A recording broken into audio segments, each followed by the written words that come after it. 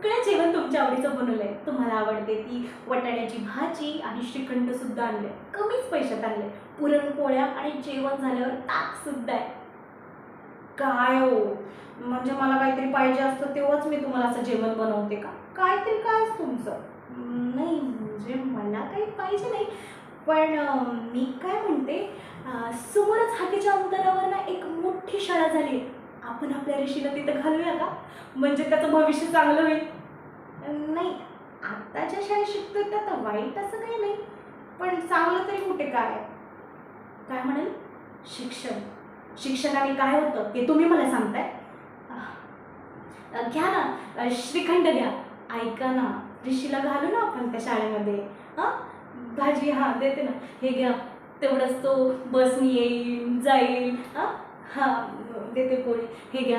आणि काय म्हणत होते तुम्ही? हां, इंग्लिश बोलेल. काय हो तुमचं? सारखं हे दे, ते दे. मी बोलते ना तुमच्यासोबत. मला एवढंच सांगा, मी ज्या शाळेत म्हणते त्या शाळेत ऋषीला घालणार आहात की नाही? नाही? गिळा. तुम्ही गिळा. तुम्हाला माहिती आहे ती पुरणपोळी आणि श्रीखंड कुठले? बाजूच्या मंदिरामध्ये ना प्रसाद वाटत होते, तिथून आणले ते. आणि ती भाजी 2 दिवस झालं तीच पुरून पुरून खातं. भस्म्या झाल्या तुम्हाला. खायचं प्यायचं, ऑफिसला जायचं, खाली मान घालून आणि यायचं वापस. दुसरं काही सुचतच नाहीये.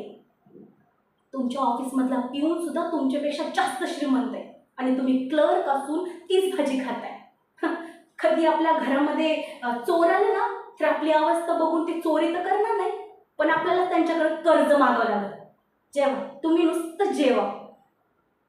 ते भांडे घासून घ्या आणि हां, ते ताक प्या.